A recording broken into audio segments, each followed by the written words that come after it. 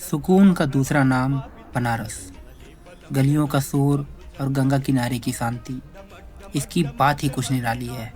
दोस्तों, आज मैं आपको लेके चल रहा हूँ भारत की आध्यात्मिक राजधानी और दुनिया का सबसे प्राचीन शहर काशी बनारस। तो दोस्तों, मैं हूँ अभय और आप सबका स्वागत फिर से करता हूँ मेरे YouTube चैनल अभय कोकर में। तो दोस्तों, सुबह के बजे 3, सामान हो चुका है पैक, गाड़ी के पे सीट बेल्ट लग चुका है और हम निकल चुके हैं बाबा नगरी बनारस के लिए। तो और आगे अपडेट के लिए ऐसे ही चैनल से जुड़े रहे। आगे आपको दिखाया जाएगा बनारस का पूरा शहर और रास्ता का पूरा सफर, जो पूरा है लंबा रास्ता है, करीबन 350 किलोमीटर। लगभग 3 घंटे के सफ़र के बाद मैं पहुंच जाता हूं बिहार एंट्री गेट, जहां पर हमेशा चेक पोस्ट लगा होता है, क्योंकि बिहार पे शराब बंद है और झारखंड पे शराब निधड़ल्ले बिकती है। हमारी किस्मत अच्छी थी कि हमें चेक पोस्ट से गुजरते वक्त पुलिस ने रोका नहीं। तो दोस्तों, डोभी के रास्ते मैं एंटर करता हूँ ग्रैंड ट्रंक रोड, जो कि शेरशाह सूरी ने बनवाया था 1600 ईस्वी में। दोस्तों, ये नदी है सोन नदी, जो कि लगभग 3 किलोमीटर चौड़ी है और 3 किलोमीटर लंबा ही इस पे एक पुल बना हुआ है। इस नदी के अंदर बीच बीच में जहाँ पर खाली है, क्योंकि अभी बरसात नहीं है, इस पे लोग खेती करते हैं। वहाँ मेनली इस पे खेती होती है पटल और दूसरे सब्जी की। इसके बाद हम पहुँचते हैं मोहनिया टोल प्लाजा। उस रास्ते का सबसे बड़ा टोल यही पाता है। लगभग 150 रुपये टोल देने के बाद कुछ ही मिनट ड्राइविंग करने के बाद हमें ऊपर सामने एक बड़ा सा बोर्ड दिखाई देता है, उत्तर प्रदेश में आपका स्वागत है।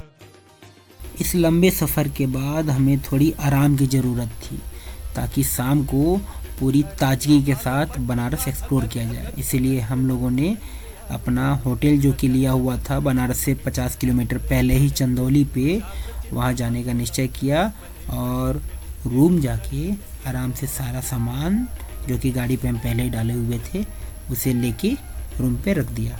रूम में सामान रखने के बाद थोड़ा सा आराम किया, फिर फ्रेश हुए।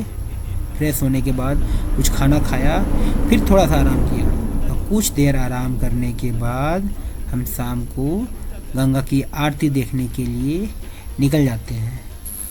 दोस्तों, बनारस में तो हमारे रांची के मुकाबले काफ़ी गर्मी थी, लेकिन जैसे ही गंगा जी के किनारे जाओगे, वहाँ की शीतल हवाएं आपको गदगद कर देंगी। वो जो हवाओं पे जो ताजगी महसूस होती है ना, वो बहुत सुकून देती है। दोस्तों, अभी हम गंगा जी के ऊपर हैं, ऊपर से पुल पार कर रहे हैं। इसके बाद अभी हम जाएंगे दशाश्वमेध घाट, वहाँ देखेंगे गंगा आरती।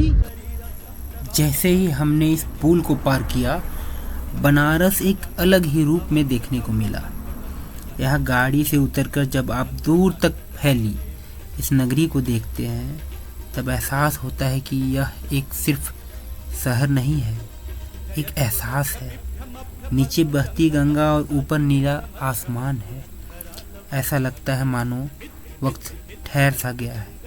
यहाँ की हवा में एक अजीब सी कशिश है जो आपको अपनी ओर खींचती है।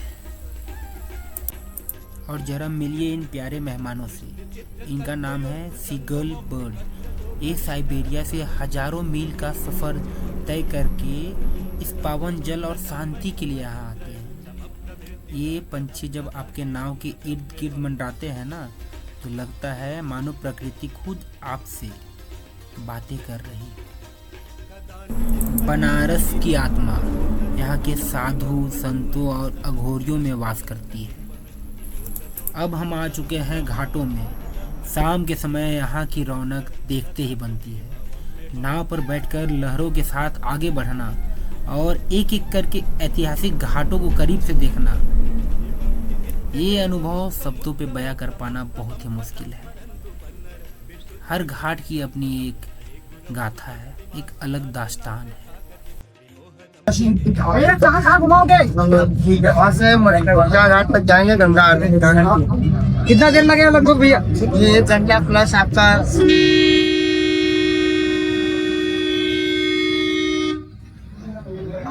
एक आदमी का कितना लोगे?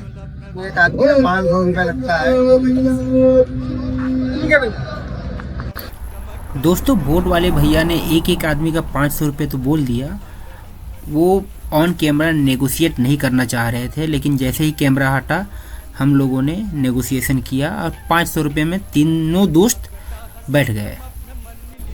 फिर हमने इस आंटी से 20 रुपये में फूल और दिए लिए, ताकि जब गंगा आरती हो तब हम अपने भी पुष्प अर्पण कर सके और दिए दिखा सके। दोस्तों मैंने 80 घाट से अपने लिए बोट पकड़ा था। आप चाहो तो किसी भी प्रमुख घाट से बोट पकड़ सकते हो, वो लगभग सभी घाटों में आपको घुमाएंगे। लेकिन बोट पकड़ने से पहले आप एक बात का ध्यान देना कि उस पे जो गाइड है उनकी आवाज़ क्लीन है या नहीं, उनकी भाषा, उनकी तर्क आपको समझ में आ रही है या नहीं। और ये बात भी ध्यान देना कि कोशिश करो कि डबल डेकर वाले बोट पे चढ़ो, ताकि आप ऊपर फ्लोर से अच्छे से आरती देख सको।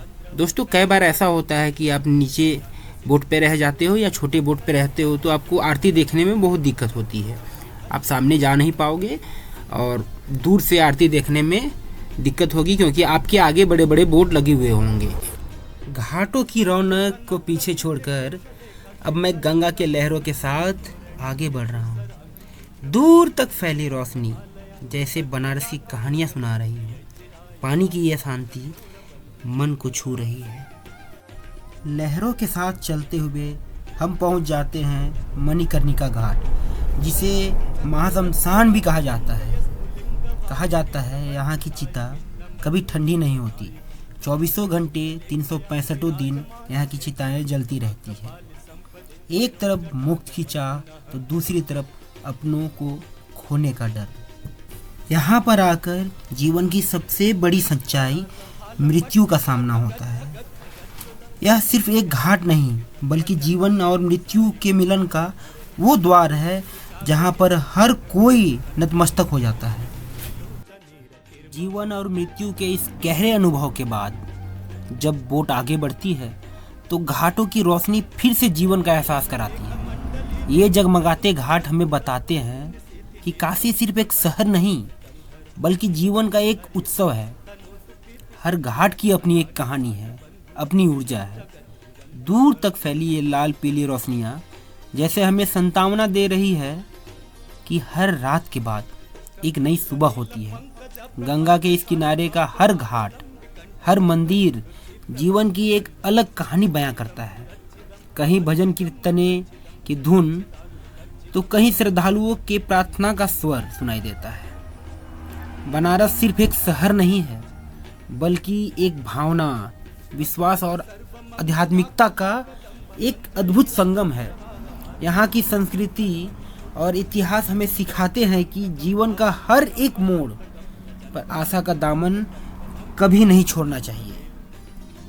बनारस के इन घाटों को घूमने के बाद अब हमारी नाव उस केंद्र की ओर जा रही है जहाँ से पूरा शहर बनारस ऊर्जा पाता है। अब हमारी नाव दशाश्वमेध घाट के किनारे लगने जा रही है। कहते हैं कि अगर बनारस शरीर है तो गंगा आरती उसकी आत्मा। यहाँ सिर्फ दीप नहीं जलते, बल्कि हजारों लोगों की आस्था का और विश्वास का सैलाब उमड़ता है। तो दिल थाम के बैठिए, अब वो नज़ारा शुरू होने जा रहा है जिसका इंतज़ार आपको पिछले 8 मिनटों से था। जटाटविगलज्ज्वल प्रवाह पावितस्थले अलेबलम्ब्य लम्बिताम्बुजङ्ग तुङ्गमाले डमड्डमड्डमड्डमन्निनादवड्डमर्वन् चकार चण्ड ताण्डवं तनोतु न शिव शिवम्।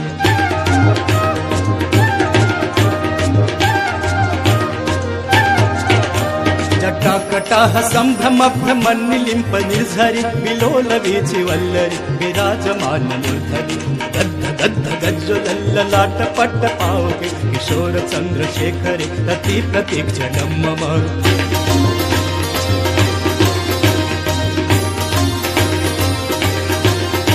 धराधरेन्द्र नन्दिनी विलास बन्धु बन्धुरस्फुरद्दिगन्त सन्तति प्रमोदमान मानसे कृपाकटाक्ष धोरणे निरुद्ध दुर्धरापदे चिद्दिगम्बरे मनु विनोदमेतु वस्तुने।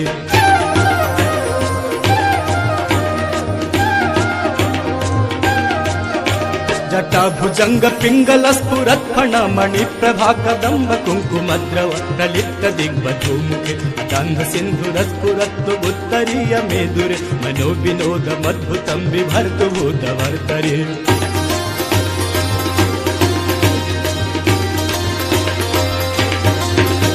सहस्रलोचन प्रभीत शेषलेख शेखर प्रसून धूलि धोरणि विधुसरांगि पीठभु जंगराजमालया निबद्ध जाट जूटक प्रिय चिराय जायतां चकोर बंधु शेखर